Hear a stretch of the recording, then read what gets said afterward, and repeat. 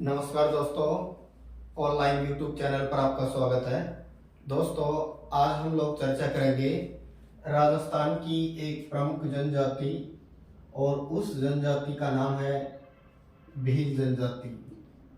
तो दोस्तों, आज हम भील जनजाति की बात करेंगे। बात करें भील जनजाति जो है ये सर्वाधिक राजस्थान के जिलों में निवास करती है। तो कौन से जिले हैं जहाँ ये निवास करती है? उदयपुर के अलावा डूंगरपुर और डूंगरपुर के अलावा बांसवाड़ा। तो दोस्तों, राजस्थान के उदयपुर, डूंगरपुर व बांसवाड़ा जिले में सर्वाधिक भील जनजाति निवास करती है। बात करें भील शब्द द्रविड़ भाषा के, भील जो शब्द है ये द्रविड़ भाषा के विल से बना है। विल से बना है और विल का अर्थ होता है तीर कमान, अर्थात उन्हें भील कहा गया जो क्या धारण करते हैं? तीर कमान धारण करते हैं। अर्थात भील क्या धारण करते हैं? भील तीर कमान को धारण करते हैं, इसलिए द्रविड़ भाषा के भील से बना है। दोस्तों, अगर भाषा शास्त्रियों के अनुसार देखा जाए तो भाषा शास्त्री जो है इनको मुंडा जनजाति से संबंधित मानते हैं, क्योंकि इनकी जो लैंग्वेज या भाषा है उसमें मुंडारी के वर्ड मिलते हैं या शब्द मिलते हैं। तो मुंडारी भाषा के शब्द मिलने के कारण भीलों को भाषा शास्त्री है वो मुंडा जनजाति से संबंधित मानते हैं। दोस्तों, भीलों को स्वयं को पूछा जाता है तो ये स्वयं को ये महादेव का वंशज मानते हैं। भील स्वयं को महादेव का क्या मानते हैं? वंशज मानते हैं। दोस्तों, याद रखिएगा। लेकिन अगर हम लोग बात करें महाभारत की, तो महाभारत जो ग्रंथ है, इस महाभारत ग्रंथ के अंतर्गत भीलों को निषाद कहा है। संस्कृत वर्ड में निषाद, निषाद का अर्थ होता है शहर से बाहर निवास करने वाला। शहर से बाहर निवास करने वाला या रहने वाले को निषाद कहा गया है। अर्थात ये बस्ती से या शहर से बाहर निवास करते थे, इसलिए इनको निषाद कहा गया। दोस्तों, बात करें राजस्थान के इतिहास का पितामह है जिनका नाम है कर्नल जेम्स टोड। घोड़े वाला बाबा, बग्गी वाला बाबा कर्नल जेम्स टोड को ही कहा जाता है। अगर कर्नल जेम्स टोड की बात करें तो कर्नल जेम्स टोड ने भीलों को वनपुत्र कहा है। कर्नल जेम्स टोड ने भीलों को वनपुत्र कहा है। महाभारत में भीलों को निषाद कहा है, जिसका अर्थ होता है शहर से बाहर निवास करने वाले।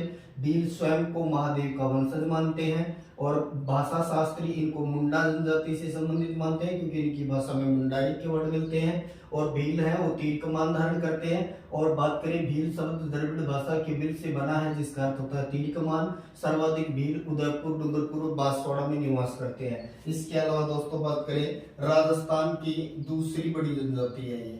राजस्थान की पहली बड़ी जनजाति है मीणा, और मीणा के बाद में दूसरी बड़ी जनजाति यही है। और साथ में याद रखिएगा सबसे प्राचीन जनजाति। तो सबसे प्राचीन जनजाति कौन है? तो सबसे प्राचीन जनजाति भी भील ही है। भील सबसे प्राचीन जनजाति के तौर पर जानी जाती है। दोस्तों, जो भील होते हैं, इन भीलों के जो घर होते हैं, भील अपने घरों को कू कहते हैं। भीलों का घर क्या कहलाता है? कू कहलाता है। फिर बात करें जो बुजुर्ग जो भील होता है, सबसे बुजुर्ग भील होता है, इस सबसे बुजुर्ग या बूढ़े भील की अगर बात करें, यानी सबसे ज्यादा उम्र का, यानी सबसे ज्यादा जो उम्र का जो भील होता है, बूढ़ा भील, उसको ये लोग डाहल कहते हैं। डाहल भीलों में घरों को कू कहा जाता है। इनमें जो कम्युनिकेशन है, मतलब संचार का जो साधन है, संचार का साधन, तो संचार के साधन के तौर पर ये किलकारी मारकर और ढोल बजाकर ये सूचनाओं का आदान प्रदान करते हैं। किलकारी मारकर और ढोल बजाकर भील सूचनाओं का आदान प्रदान करते हैं। लेकिन वर्तमान में हम भीलों में देख सकते हैं कि भील जो है ये यानी आधुनिक फोन वगैरह का भी प्रयोग करते हैं। तो ये किताबी बातें रह गई हैं। इसके अलावा दोस्तों, बात करें कि भीलों की जो पथ की देवी है वो है पथवारी। ये पथ की रक्षक, पथ की रक्षक देवी मानी जाती है। इसके अलावा भीलों का उत्सव भगोरिया, भगोरिया जो क्या है, ये भीलों का क्या है, ये उत्सव है जिसमें जीवन साथी वगैरह का चुनाव किया जाता है, जीवन साथी वगैरह का चुनाव किया जाता है। इसके अलावा दोस्तों याद कीजिए लीला मोरिया संस्कार, लीला मोरिया संस्कार ये भीलों से और मेढ़ों से संबंधित है। इसके अलावा दापा प्रथा, दापा प्रथा जो यानी दुल्हन को जो यानी ये कहें कि वर पक्ष को वधु पक्ष को कुछ नगद दिया जाता है जिसको दापा प्रथा कहा जाता है। दापा यानी दहेज का एक प्रथा है, यानी लड़के वाले को दहेज देना पड़ता है जिसको दापा प्रथा के तौर पर जाना जाता है। इसके अलावा दोस्तों इन भीलों में एक और प्रथा है जिसका नाम है हाथी वेंडो प्रथा। हाथी वेंडो प्रथा, हाथी वेंडो प्रथा क्या है, तो हाथी वेंडो प्रथा में क्या होता है कि लड़का और लड़की भाग जाते हैं और जंगल में पेड़ के जैसे पीपल मिल गया, इसके अलावा तुलसी, सागवान, इसके अलावा महुआ जो पेड़ मिल जाता है, पेड़ के चारों ओर चक्कर काट करके और एक दूसरे को जीवन साथी बना लेते हैं, मतलब शादी कर लेते हैं, इसी को बोला जाता है हाथी वेंडो प्रथा। इसके अलावा दोस्तों बात करें कि भीलों के अंतर्गत है आई माँ को कहा जाता है, आई माँ को कहा जाता है, सोरो ससुर को कहा जाता है, और होरू ससुराल को कहा जाता है, और ये कहूँ ये जो कहें कि इसके अलावा बाबा नाना को कहा जाता है। इसके अलावा दोस्तों भीलों के अंतर्गत और अगर हम लोग बात करें तो भील जो है वो पाड़ा कहने पर खुश होते हैं। ये बड़ी अजीब बात है क्योंकि पाड़ा का अर्थ ये लगाते हैं ताकतवर पुरुष, तो भील क्या कहने पर खुश होते हैं और क्या कहने पर भील है वो गुस्सा हो जाते हैं। तो दोस्तों ये याद रखने की योग्य बातें हैं। अगर किसी भील को कहा जाए पाड़ा कहने पर कोई भील खुश होता है क्योंकि पाड़ा का अर्थ ये ताकतवर पुरुष के तौर पर देखते हैं। अगर किसी को कहा जाए भील को कांडी कहने पर ये इसको गाली मानते हैं, और कांडी का अर्थ होता है तीर चलाने वाला या तीर कमान चलाने वाला, इसलिए ये इसको गाली मानते हैं और कांडी कहने पर ये गुस्सा हो जाते हैं। अगर कोई भील किसी सैनिक के घोड़े को मार देता है तो वो पाखरिया कहलाता है। पाखरिया सैनिक का अगर कोई घोड़ा मार देता है तो उस भील को क्या कहा जाता है, पाखरिया। इसके अलावा दोस्तों जो मार्गदर्शक जो भील होता है, मार्गदर्शक जो भील होता है उस मार्गदर्शक भील को बोलावा कहा जाता है।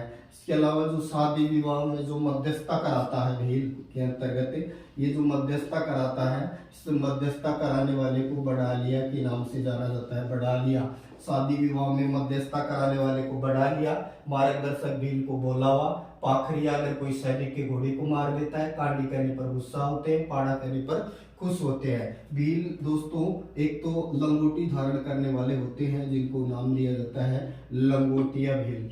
जो लंगोटी धारण करते हैं उन्हें लंगोटिया भील, और जो लंगोटी धारण नहीं करते हैं उनको कहा जाता है पोतीदा भील। तो भील वस्त्र धारण के आधार पर दो प्रकार के हैं, जो लंगोटी धारण करने वाले लंगोटिया भील, और जो लंगोटी नहीं धारण करते हैं मतलब धोती टाइप से धारण करते हैं उन्हें पोतीदा। भीलों के अंतर्गत देपाड़ा, दोस्तों बार बार परीक्षा में पूछा जाता है देपाड़ा क्या है, ये तंग धोती है, तंग धोती है भीलों की। भील पुरुष जो तंग धोती पहनते हैं उसको देपाड़ा कहा जाता है। देपाड़ा क्या है, तंग धोती है पुरुषों की। इसके अलावा दोस्तों एक और प्रश्न पूछा जाता है कछाबू।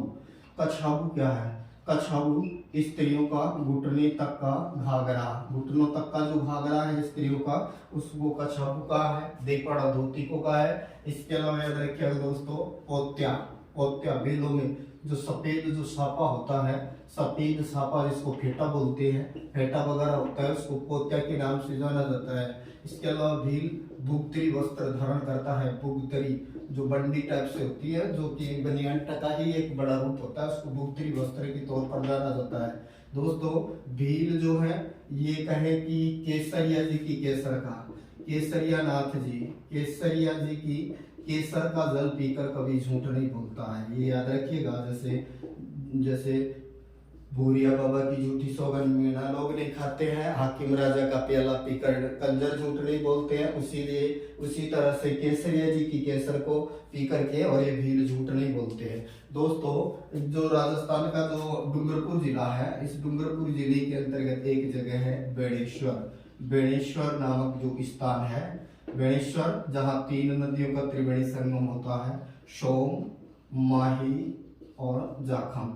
सोम, माही, जाखम का जहाँ मिलन होता है वो जगह है बेणेश्वर धाम। और बेणेश्वर धाम यहाँ पर माघ पूर्णिमा को मेला लगता है, माघ पूर्णिमा को यहाँ मेला लगता है। और इसी मेले को कहा जाता है आदिवासियों का कुंभ। तो आदिवासियों का कुंभ कब लगता है? माघ पूर्णिमा को लगता है। कहाँ लगता है? डूंगरपुर में बेणेश्वर नामक के स्थान पर जो त्रिवेणी संगम बनता है सोम, माई, जाखम नदियों का, वहां पर ये मेला लगता है। इस मेले में सर्वाधिक आदिवासी लोग आते हैं, इसलिए इस मेले को आदिवासियों के कुंभ के तौर पर जाना जाता है। दोस्तों, भील बहुत बहादुर होते हैं। भीलों के कारण राजस्थान का जो प्राचीन काल में बहुत सारे क्षेत्रों को आबाद रखा गया है, जैसे डुंगरिया भील के नाम पर डूंगरपुर बसा है, बादशाह भील के नाम पर बांसवाड़ा बसा है, कोटा भील के नाम पर कोटा बसा हुआ है, उसी तरह चावंडा भील के नाम पर चावल बसा हुआ है। तो भीलों के कारण बहुत सारे क्षेत्र आबाद माने जाते हैं। इसके अलावा दोस्तों, महाराणा प्रताप के जो सेना थी उसके अंतर्गत भी प्रमुख भीलों का स्थान रहा था, जो कि मुगलों के खिलाफ लड़ाई लड़ी थी। इसके अलावा जो उदयपुर का जो ये कहे कि जो ध्वज है, उस ध्वज में एक तरफ तो राणाओं के चित्र मिलते हैं, दूसरी तरफ भील राजा पूंजा के चित्र मिलते हैं। तथा दक्षिण में भी ये कहे कि दक्षिणी राजस्थान में भीलों का एक बहुत ही बड़ा रोल रहा है, क्योंकि महाराणा प्रताप को भील जो है स्थानीय भाषा में काका का यानी कीका कहा करते थे। कीका का अर्थ होता है पहाड़ी बच्चा, कीका कीका कहा करते थे भील महाराणा प्रताप को। तो ये भी याद रखिएगा, भीलों के कारण राजस्थान को बहुत सारी ख्याति प्राप्त हुई है। भील जो है ये कहे कि वर्तमान के अंतर्गत है, ये कहे कि इनको शिक्षा से जोड़ने के लिए विशेष सरकार के द्वारा योजनाएं चलाई जा रही है। तो दोस्तों, ये थी भील जनजाति। चैनल को लाइक करें, सब्सक्राइब करें। धन्यवाद।